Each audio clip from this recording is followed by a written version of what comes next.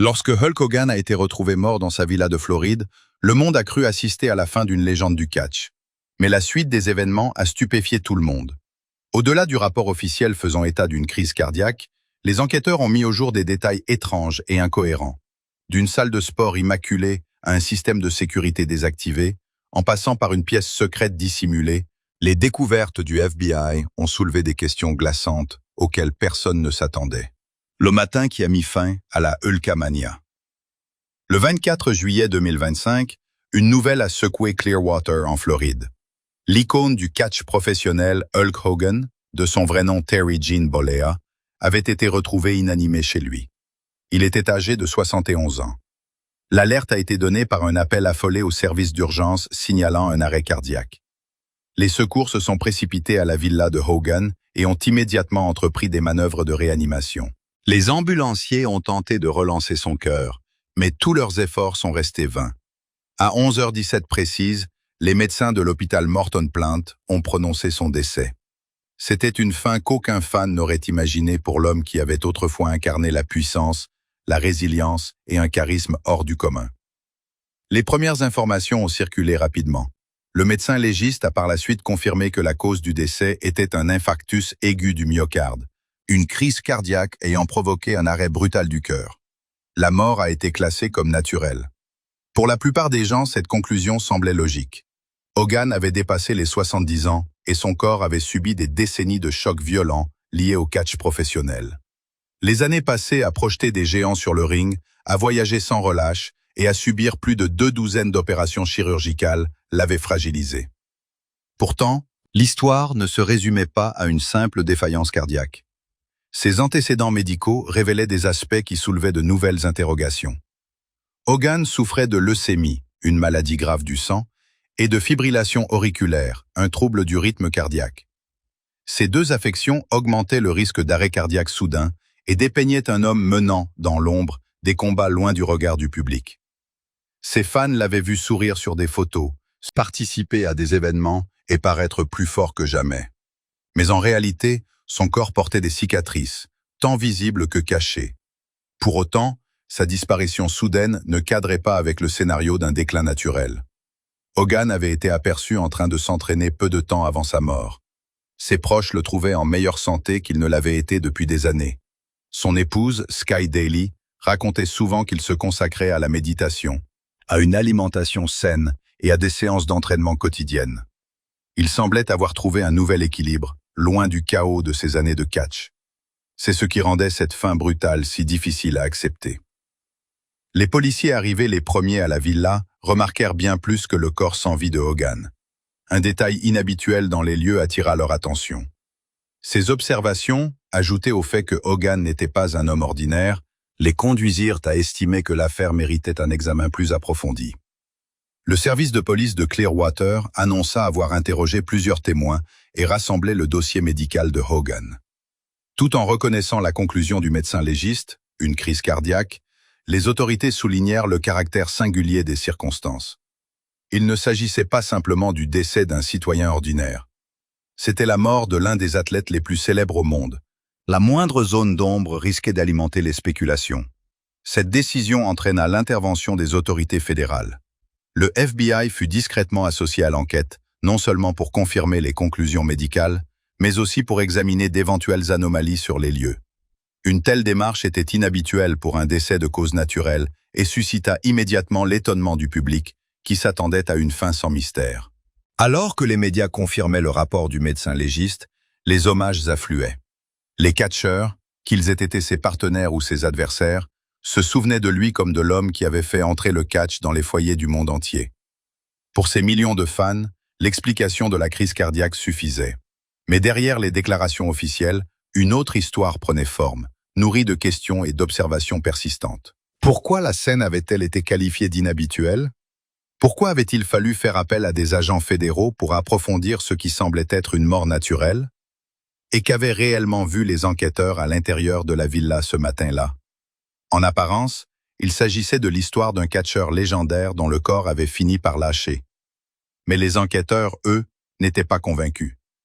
L'explication de la crise cardiaque ne les a pas convaincus, car à l'intérieur de sa demeure, La scène était tout sauf ordinaire. La salle de sport aseptisée et les alarmes silencieuses. Lorsque les enquêteurs sont entrés dans la villa de Hulk Hogan à Clearwater en Floride, l'un des premiers endroits qu'ils ont inspecté fut la salle de sport. C'était là que Hogan passait une grande partie de son temps, même vers la fin de sa vie. Ses amis et sa famille le décrivaient comme son sanctuaire personnel, un espace rempli de poids, de machines et de souvenirs de sa longue carrière de catcheur. Pourtant, au matin de sa mort, la pièce ne semblait pas avoir été utilisée récemment. La salle de sport paraissait propre de manière presque anormale. Les surfaces étaient impeccables, les poids parfaitement rangés, et les tapis de sol semblaient intacts, comme s'ils n'avaient pas été touchés depuis des jours. Il n'y avait ni bouteille d'eau, ni serviette, ni aucune trace d'activité récente. Pour un homme qui suivait une routine d'entraînement rigoureuse, c'était inhabituel. Les enquêteurs ont noté que la pièce ressemblait davantage à un décor mis en scène qu'à un véritable espace d'entraînement. Cela soulevait la question de savoir si quelqu'un avait délibérément nettoyé et rangé les lieux avant l'appel au service d'urgence. L'attention s'est rapidement portée de la salle de sport vers le dispositif de sécurité globale de la maison. Hulk Hogan avait investi massivement dans la protection de sa propriété. Sa demeure était équipée de l'un des systèmes les plus perfectionnés de l'époque, comprenant de nombreuses caméras, des détecteurs de mouvement et des systèmes de secours conçus pour empêcher toute altération.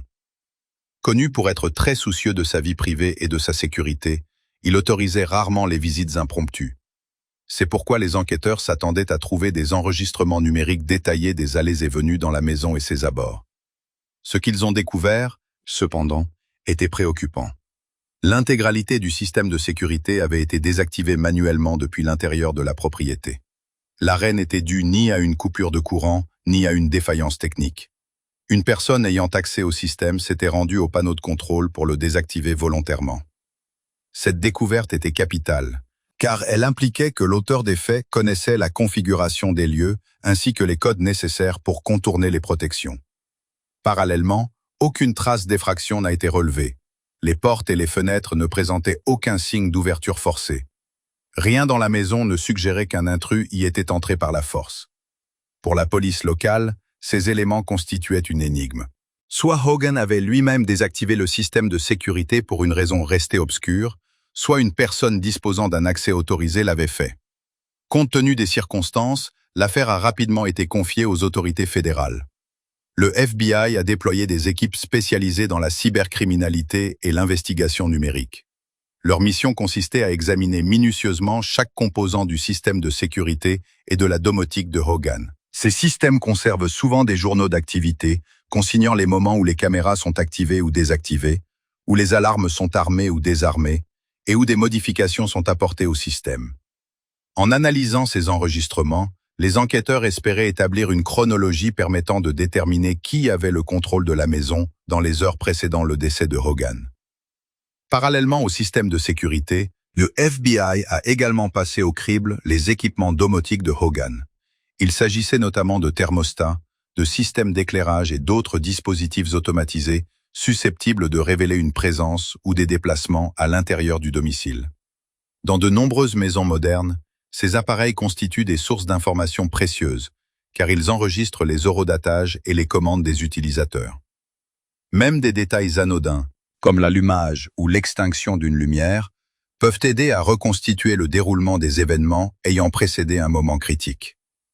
Malgré ces efforts, les éléments recueillis n'ont pas permis d'aboutir à une conclusion claire. S'il a été établi que le système de sécurité avait été désactivé, les données numériques n'ont pas révélé l'identité de l'auteur de cette action.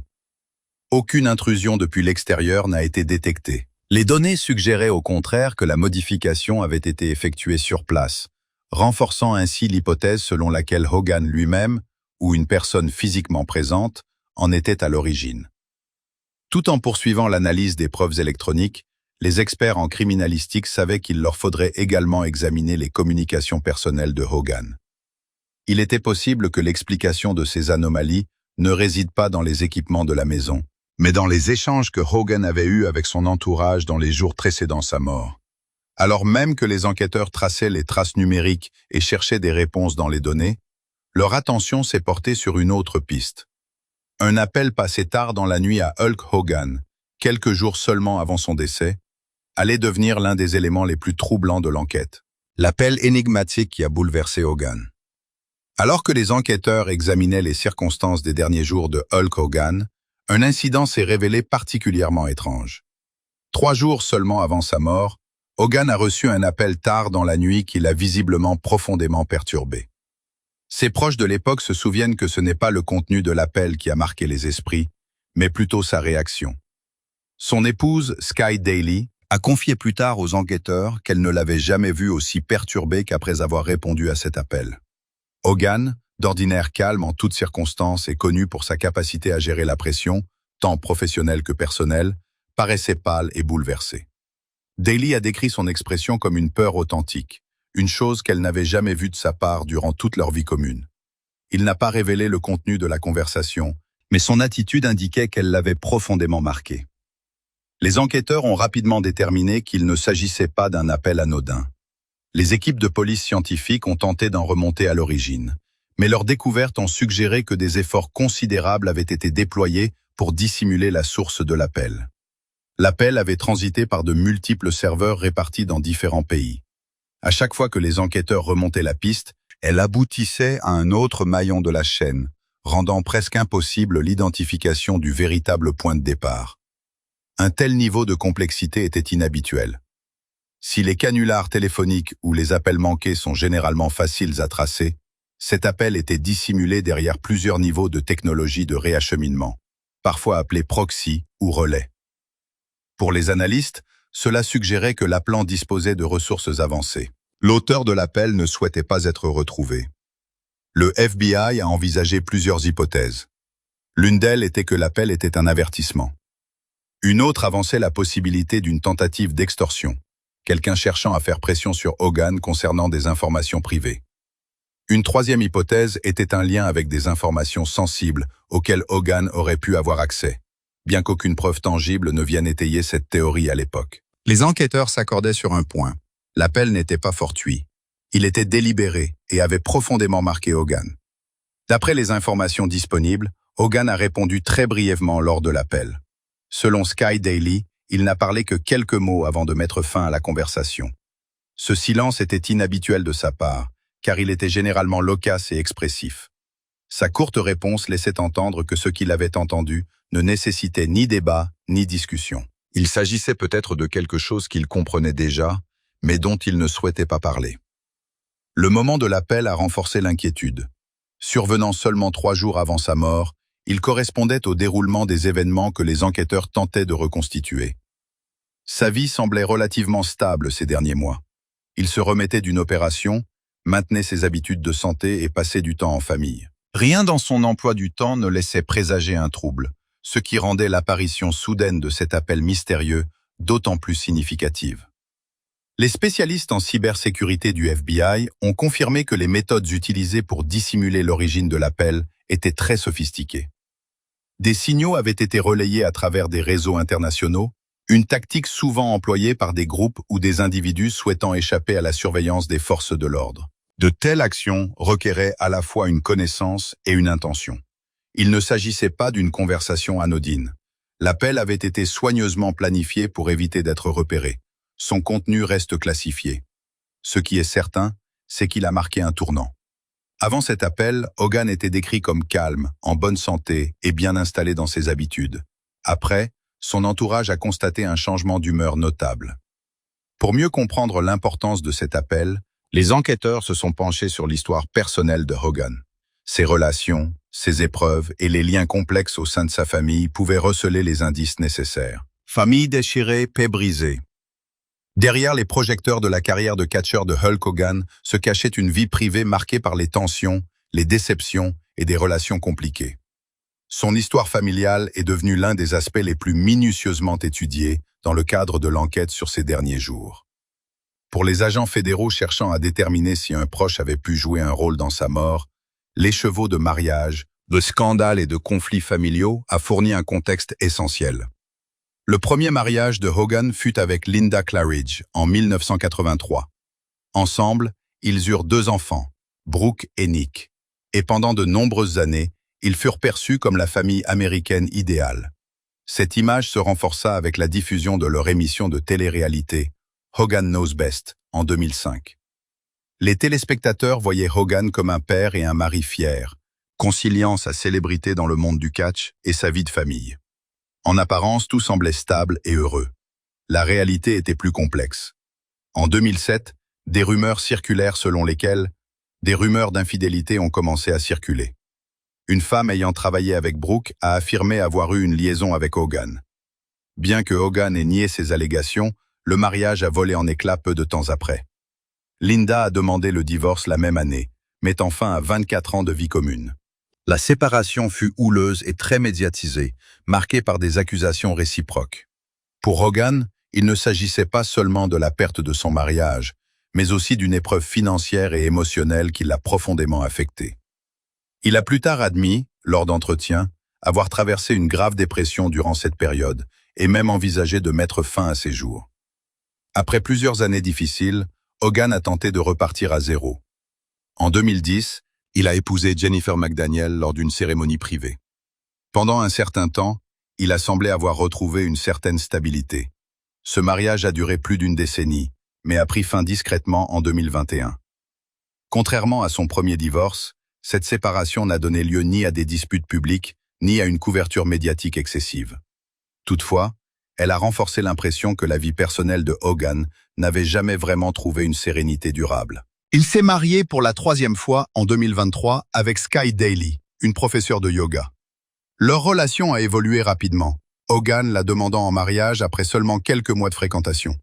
Des proches ont noté qu'elle apportait du calme dans sa vie, l'aidant à se concentrer sur sa santé, la méditation et un quotidien plus paisible. Hogan lui-même la décrivait comme son ancrage, une personne lui apportant de l'équilibre durant ces dernières années. Bien que leur union ait suscité le scepticisme de certains amis et membres de la famille en raison de la différence d'âge, Hogan semblait sincèrement heureux. Cependant, tout le monde n'a pas soutenu ce nouveau chapitre. Sa fille Brooke était absente du mariage et s'était éloignée de son père depuis quelque temps. Leur relation était tendue depuis des années, une situation aggravée par les scandales publics entourant Hogan, notamment la fuite très médiatisée d'une vidéo intime. Brooke avait choisi de s'écarter des événements familiaux. Bien qu'elle ait parfois évoqué son père avec respect, leur lien n'était manifestement plus ce qu'il avait été. La tension entre le père et la fille est devenue encore plus évidente après le décès de Hogan. Il est apparu que Brooke avait été retiré de son testament avant sa mort.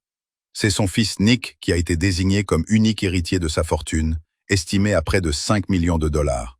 Cette décision a surpris beaucoup de monde et a soulevé des interrogations quant aux raisons de l'exclusion totale de Brooke. Certains y voyaient l'ultime reflet de leur éloignement, tandis que d'autres se demandaient si cela révélait des conflits familiaux plus profonds. Pour les enquêteurs, la rupture entre Brooke et le reste de la famille ne pouvait être ignorée. Les litiges successoraux sont souvent considérés comme un mobile possible dans les cas de décès inattendus. Bien qu'aucune preuve directe n'indiquât un acte criminel au sein de la famille, le fait que Hogan ait totalement exclu l'un de ses enfants de son testament tout en désignant l'autre comme unique bénéficiaire a suscité des soupçons. Le FBI a noté en toute discrétion que les différends financiers, les rancœurs tenaces ou même les ressentiments émotionnels influencent parfois les événements entourant les derniers jours d'une personne. À cela s'ajoutaient les problèmes de stress et de santé mentale auxquels Hogan avait longtemps été confronté. Il avait ouvertement évoqué des idées suicidaires durant son divorce d'avec Linda, et ses amis se souvenaient à quel point il lui avait été difficile de s'en remettre. Si Sky Daly lui avait apporté une certaine stabilité au cours de ces dernières années, les enquêteurs savaient que les blessures émotionnelles pouvaient affecter les décisions et les relations, même des décennies plus tard. Toutefois, tout en examinant ces dynamiques familiales, ils comprenaient que les drames personnels ne pouvaient à eux seuls tout expliquer. Le volet suivant de l'enquête ramenait au corps de Hogan lui-même et à une intervention chirurgicale risquée qui avait peut-être préparé le terrain pour ce qui s'est passé. Chirurgie, rumeurs et fragilité physique. À l'aube de ses 70 ans, le corps de Hulk Hogan portait les stigmates de décennies d'efforts intenses liés au catch professionnel. Il avait été l'un des athlètes les plus sollicités physiquement de son époque, enchaînant d'innombrables combats impliquant le soulèvement de lourdes charges, des chutes brutales et des déplacements incessants.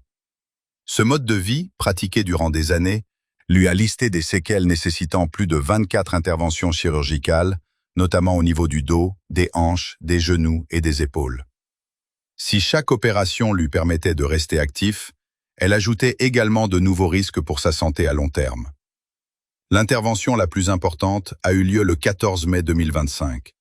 Hogan a subi une dissectomie cervicale antérieure avec fusion, ACDF, portant sur 4 niveaux vertébraux.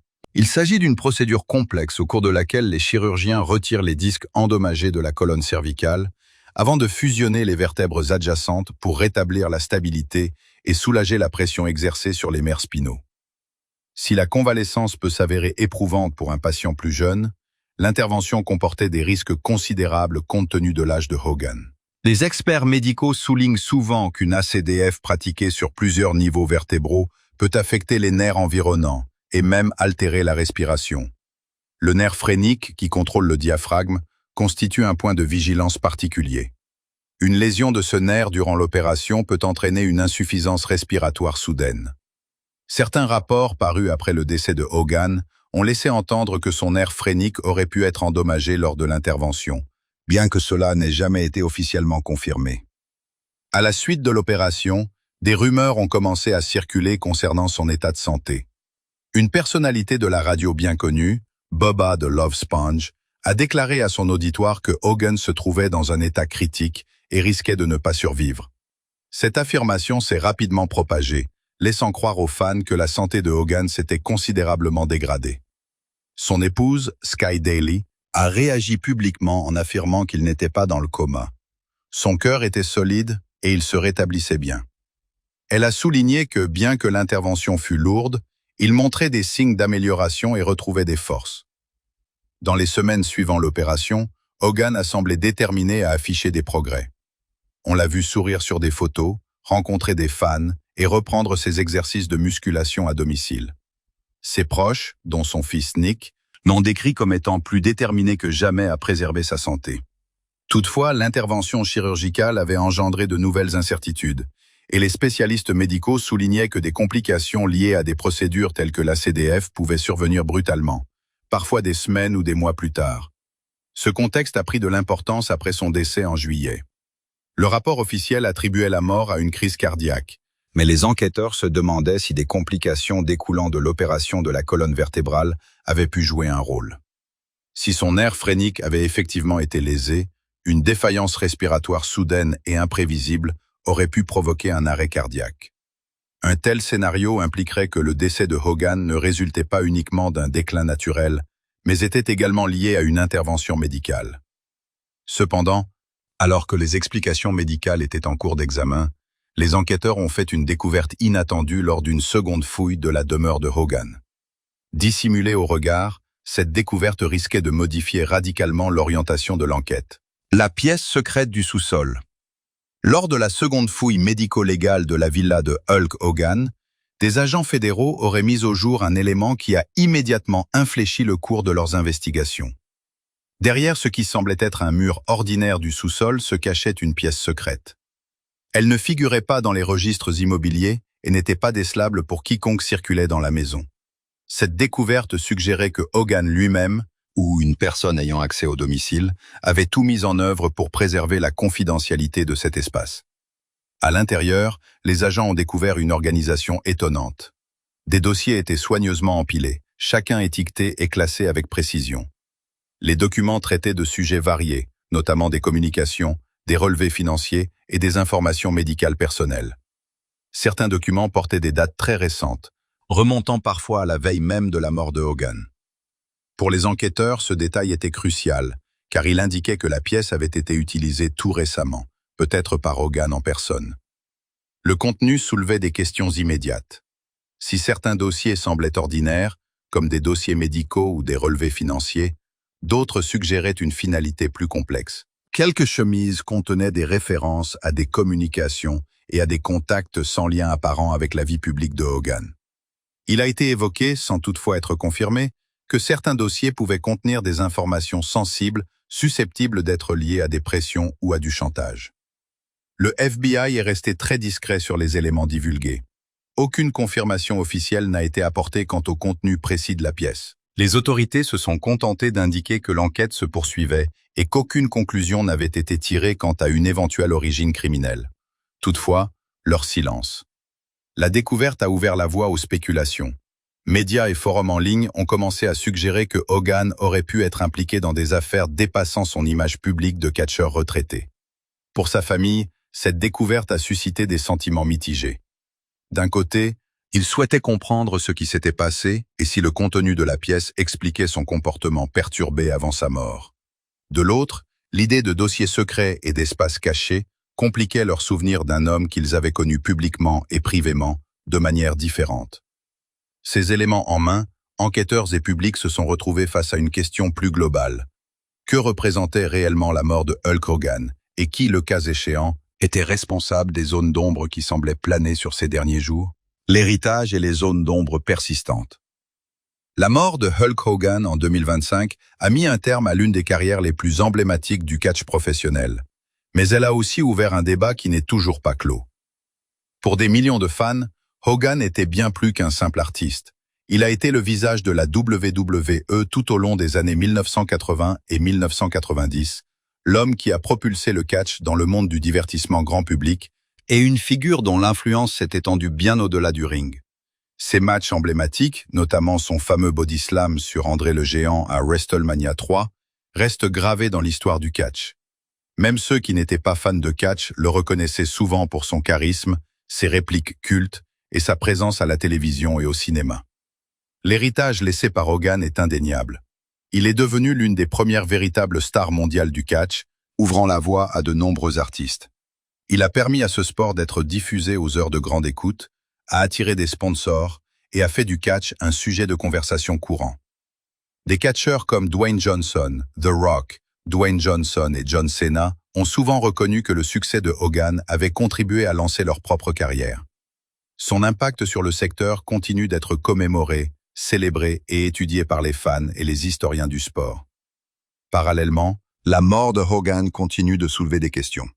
La cause officielle du décès a été établie comme étant une crise cardiaque, expliquée par des problèmes de santé chroniques tels que la leucémie et la fibrillation auriculaire.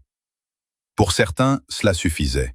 Cela correspondait à ses antécédents médicaux et à son âge. Pourtant, d'autres soulignent les éléments inhabituels découverts à son domicile et l'appel téléphonique inquiétant qu'il a reçu peu avant sa mort. Ces détails ont alimenté des théories selon lesquelles quelque chose de plus complexe aurait pu être en jeu. Certains fans et commentateurs acceptent l'explication médicale, tandis que d'autres restent convaincus que ces derniers jours ont été marqués par des forces occultes et des questions sans réponse. Les questions juridiques ont également donné une nouvelle dimension à l'affaire. L'épouse de Hogan, Sky Daly, a annoncé son intention de porter plainte pour faute médicale. Elle soutient que sa dernière intervention chirurgicale, une opération complexe de la colonne vertébrale en mai 2025, pourrait avoir endommagé son nerf phrénique. Ce nerf contrôle la respiration et, s'il a été lésé, cela aurait pu contribuer à la perte soudaine de la fonction respiratoire qui a conduit à l'arrêt cardiaque. Bien qu'aucune décision de justice n'ait encore confirmé cette allégation, la possibilité d'une erreur chirurgicale reste au cœur des débats. Les aspects financiers ont également influencé le déroulement de l'histoire. La succession de Hogan était estimée à près de 5 millions de dollars. Il a été confirmé que son fils, Nick, était désigné comme unique bénéficiaire, tandis que sa fille, Brooke, était exclue du testament. Cette décision reflétait les relations tendues entre le père et la fille et soulignait la persistance des divisions familiales jusqu'à ces derniers jours. Elle a également attiré l'attention car les conflits successoraux sont souvent considérés comme des sources potentielles de tension dans les affaires médiatisées. Pour les enquêteurs, ces détails étaient essentiels pour comprendre les circonstances de sa mort. À ce jour, l'enquête est toujours en cours. La police et les autorités fédérales continuent d'examiner les dossiers médicaux et numériques. Elles ont interrogé des proches de Hogan et ont promis que sa famille serait pleinement informée avant toute déclaration publique finale. Le fait que l'enquête soit toujours ouverte alimente les spéculations. Chaque retard dans la publication des conclusions finales renforce l'impression que des détails restent encore à révéler. Pour les fans, la situation est source de dilemmes. D'un côté, l'admiration pour la carrière de Hogan et le divertissement qu'il a offert à des générations. De l'autre, l'incertitude persistante quant aux circonstances de ces derniers jours. Son corps a-t-il simplement lâché après des années de souffrance et d'intervention médicale? Ou des facteurs plus complexes sont-ils entrés en jeu? Sa mort était-elle naturelle? Ou des conflits et des pressions cachées l'ont-ils précipité? La vérité n'a pas encore été pleinement établie. Ce qui est certain, c'est que l'influence de Hogan continue de se faire sentir dans le monde du catch et la culture populaire. À Clearwater, des fresques à son effigie ornent toujours les murs, et les fans continuent de raconter comment ses prestations les ont inspirés. Son héritage en tant que pionnier du rayonnement mondial du catch est assuré, même si les débats autour de sa disparition se poursuivent. Hulk Hogan a peut-être quitté ce monde, mais toute la vérité sur son dernier souffle reste à établir. S'agissait-il de la fin naturelle d'un corps mis à rude épreuve pendant des décennies ou d'autre chose? Faites-nous part de votre avis dans les commentaires.